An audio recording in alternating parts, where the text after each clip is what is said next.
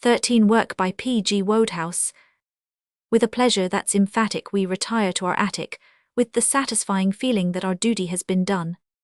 O philosophers may sing of the troubles of a king, but of pleasures there are many and of troubles there are none, and the culminating pleasure, which we treasure beyond measure, is the satisfying feeling that our duty has been done. W. S. Gilbert.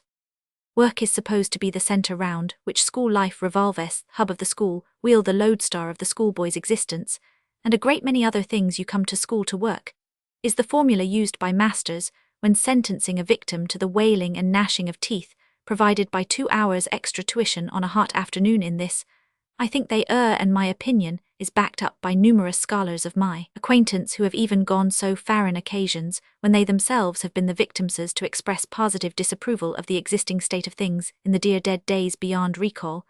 I used often to long to put the case to my foremaster in its only fair aspect, but always refrained from motives of policy. Masters are so apt to take offence at the well-meant endeavours of their form to instruct them in the way they should go. What I should have liked to have done would have been something after this fashion. Entering the sanctum of the head master, I should have motioned him to his seat if he was seated, already have assured him that to rise was unnecessary. I should then have taken a seat myself, taking care to preserve a calm fixity of demeanour, and finally with a preliminary cough I should have embarked upon the following moving address: My dear Sir, my dear Reverend Jones or Brown, as the case may be, believe me when I say that your whole system of work is founded on a fallacious dream and reeks of rottenness. No, I beg that you will not interrupt me. The real state of the case, if I may say so, is briefly this: a boy goes to school to enjoy himself, and on arriving finds to his consternation that a great deal more work is expected of him than he is prepared to do. What course then, Reverend Jones or Brown, does he take? He proceeds to do as much work as will steer him safely between the I may say the Scylla of punishment and the Charybdis of being considered, what my fellow pupils euphoniously term a swat. That I think is all this morning. Good day, pray do not trouble to rise, I will find my way out. I should then have made for the door, locked it if possible on the outside, and rushing to the railway station, have taken a through ticket to Spitzbergen, or some other place where extradition treaties do not hold good. But 'twas not mine to play the Tib Gracchus to emulate the O Cromwell. So far from pouring my opinions like so much boiling oil into the ear of my taskmaster, I was content to play the part of audience, while he did the talking, my sole remark being yes sir at fixed intervals.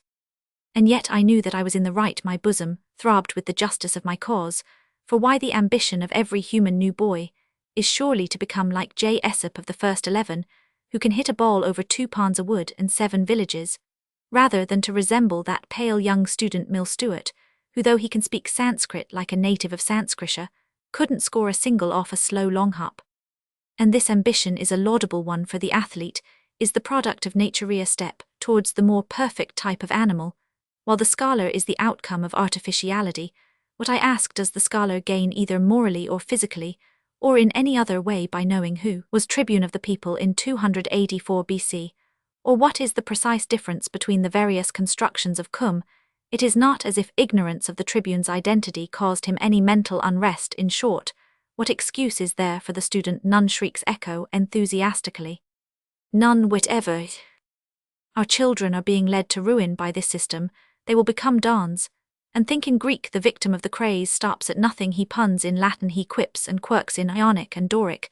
In the worst stages of the disease, he will edit Greek plays, and say that Mary quite misses the fun of the passage, or that Jeb is mediocre. Think, I beg of you, paterfamilias, and you made a ditto what your feelings would be were you to find Henry or Archibald Cuthbert correcting proofs of the Agamemnon, and inventing nasty ones for Mr. Sidgwick. Very well, then be warned.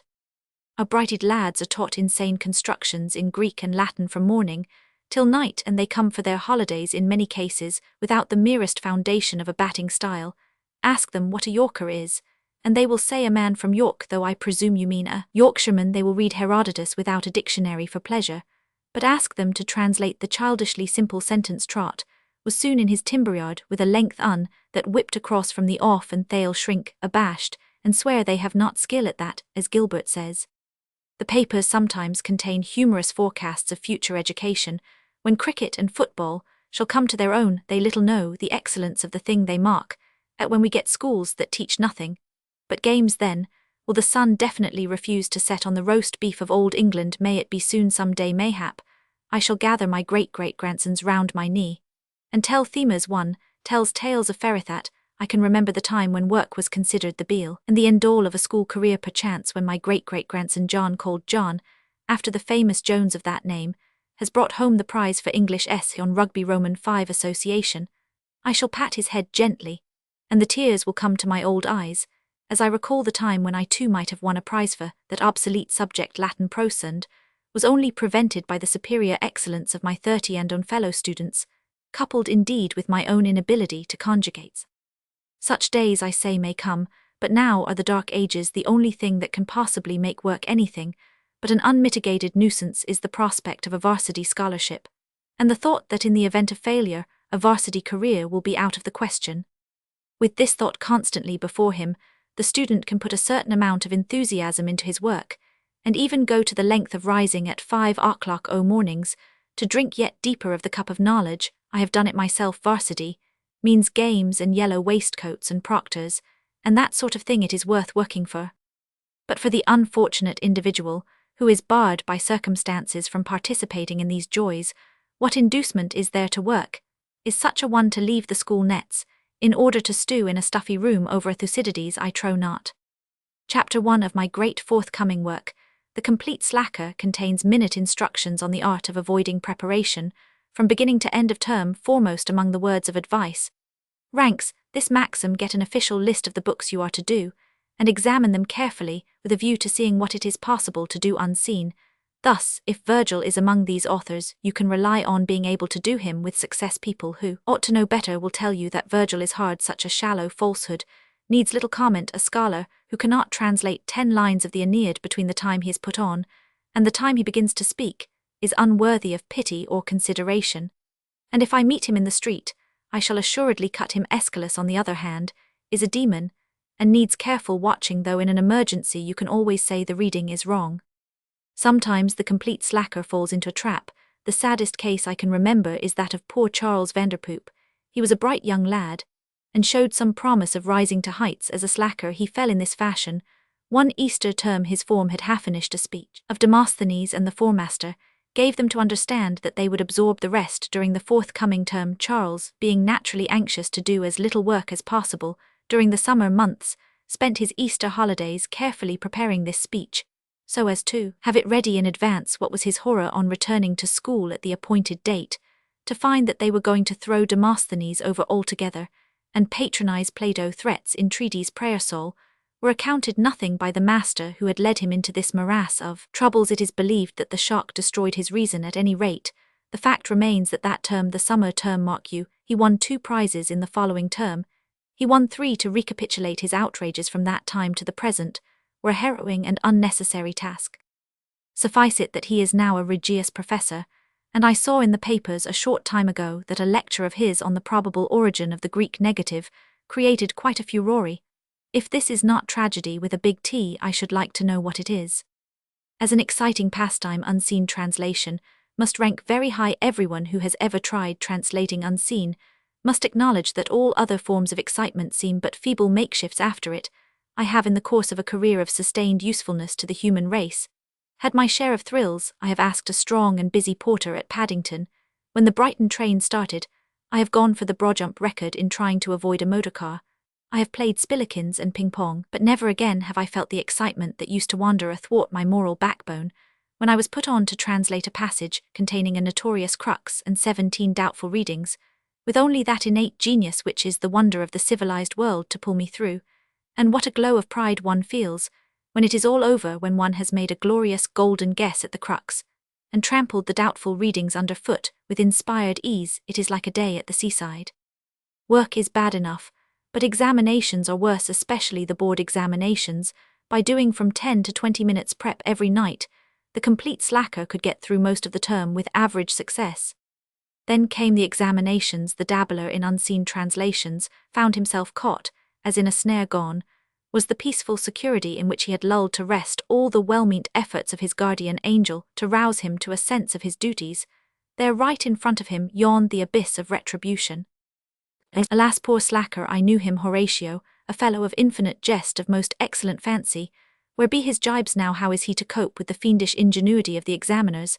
How is he to master the contents of a book of Thucydides? In a couple of days. It is a fearsome problem. Perhaps he will get up in the small hours, and work by candle light from 2 till 8 o'clock. In this case he will start his day a mental and physical wreck. Perhaps he will try to work, and be led away by the love of light reading. In any case, he will fail to obtain enough marks to satisfy the examiners, though whether examiners ever are satisfied, except by Harry the hero of the school story, Every Lad's Library Uniform Edition 2's 6D, is rather a doubtful question. In such straits matters resolve themselves into a sort of drama, with 3 characters. We will call our hero Smith. Scene a study. Dramatis personae Smith conscience Mephistopheles. Enter Smith down centre. He seats himself at table and opens a Thucydides. Enter Conscience through ceiling R Mephistopheles, through floor Roman 50. Conscience with a kindly smile. Precisely what I was about to remark, my dear lad. A little Thucydides would be a very good thing. Thucydides, as you doubtless know, was a very famous Athenian historian. Date. Smith Rumlet me see. Meph aside look in the introduction, and pretend you did it by accident. Smith having done so 431 B Roman 100 circ. Conscience wipes away a tear. Conscience Thucydides made himself a thorough master of the concisest of styles. Meph and in doing so became infernally obscure excuse shop. Smith gloomily hum. Meph sneeringly ha. Long pause. Conscience gently, do you not think, my dear lad, that you had better begin time, and tide, as you are aware, wait for no man, and Smith yes. Conscience, you have not, I fear, a very firm grasp of the subject. However, if you work hard till 11. Smith gloomily hum 3 hours. Meph cheerily exactly so 3 hours, a little more if anything. By the way, excuse me asking, but have you prepared the subject thoroughly during the term? Smith, my dear sir, of course. Conscience reprovingly. Smith, well, perhaps not quite so much, as I might have done such a lot of things, to do this term. Cricket, for instance. Meph, rather talking of cricket, you seem to be shaping rather well last Saturday. I had just run up on business, and someone told me you made 80 not out. Get your century all right. Smith, brightening at the recollection, just a bit not out I hit, but perhaps you've heard. Meph, not at all, not at all. Let's hear all about it. Conscience seeks to interpose, but is prevented by Meph, who eggs Smith on to talk cricket for over an hour. Conscience at last, in an acid voice, that is a history of the Peloponnesian War, by Thucydides, on the table in front of you. I thought I would mention it, in case you had forgotten. Smith, great Scott, yes, here I say I must start. Conscience, here. Meph insinuatingly, one moment, did you say you had prepared this book during the term? Afraid I am a little hard of hearing. What? Smith, weller no, I have not. Have you ever played billiards with a walking stick and 5 balls? Meph, quite so, I quite understand. Don't you distress yourself, old chap. You obviously can't get through a whole book of Thucydides in under 2 hours, can you? Conscience severely, he might by attentive application to study master considerable portion of the historian's chef d'oeuvre in that time. Meph, yes, and find that not one of the passages he had prepared was set in the paper. Conscience, at the least he would, if he were to pursue the course which I have indicated, greatly benefit his mind. Meph gives a short derisive laugh. Long pause.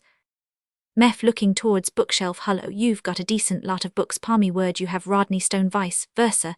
Many cargoes ripping. Ever read many cargoes? Conscience glancing at his watch. I am sorry, but I must really go now. I will see you some other day. Exit sorrowfully. Meph, well, thank goodness he's gone. Never saw such a fearful old bore in my life. Can't think why you let him hang on to you, so we may as well make a night of it. Now, no use your trying to work at this time of night. Smith, not a bit. Meph, did you say you'd not read many cargoes? Smith, never, only got it today. Good. Meph, simply ripping. All short stories make you yell. Smith, with a last effort, but don't you think? Meph, oh no, besides you can easily get up early tomorrow for the Thucydides. Smith, of course I can. Never thought of that. Heave us many cargoes, thanks. Begins to read. Meph grins fiendishly, and vanishes through floor enveloped in red flame, sobbing, heard from the direction of the ceiling. Scene closes. Next morning, of course, he will oversleep himself, and his Thucydides paper will be of such a caliber that that eminent historian will writhe in his grave.